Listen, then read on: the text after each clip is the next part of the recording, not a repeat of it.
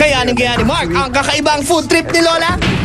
Alright, nandito ako kasama with our last challenger, si Mark. Mark, handa ka na ba? Ready na! Sigurado ka ba? Oo! Alright, so agad-agad, simula na! Okay, go!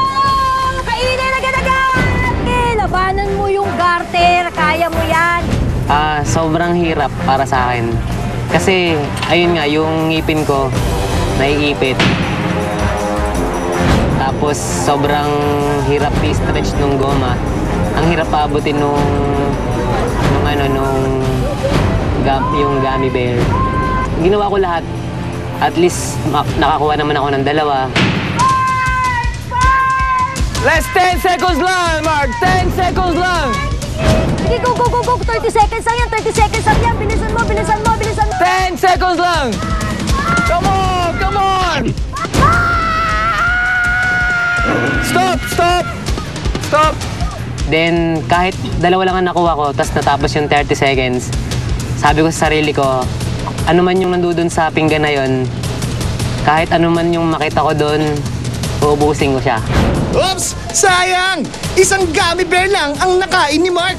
May naiwan pa sa ikalawang gummy bear niya. Kaya naman 4 na exotic food ang kailangan niyang ubusin. Okay lang yan, Mark. Poging-pogi ka pa rin naman habang ginagawa mo ang challenge. No, no! Tumakbo doon! Para kumain ng exotic food! Good luck, man! Kaya mo yan! Tunggain talaga ang mga buhay na uod. Ginawang mani. Ang super worm.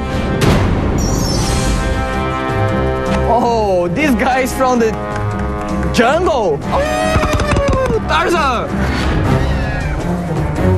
Go, kuya. Sige, kagat. Kuya. Alakdan down. 1 super chewy bituka to go. Bala ko sana palaka muna kasi yung intestine kasi, sobrang laki niya eh. Nadampot ko agad intestine. Yung intestine pala, pagkagat ko, malaki yung nakagat ko. Kala ko madali lang siyang nguyain. Nung nasa bibig ko na, ninunguya ko, ang hirap, para siyang goma.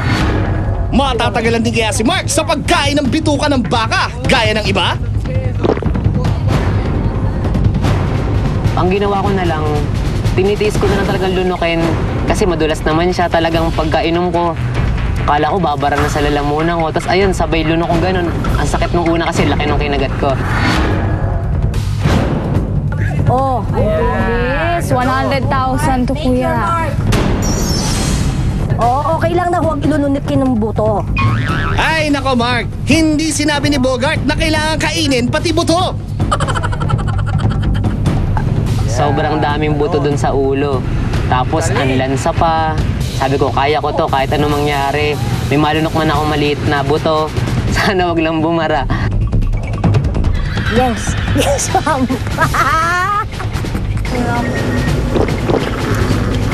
Walang pagkain sa loob ng mouth mo? Yes! Stop time!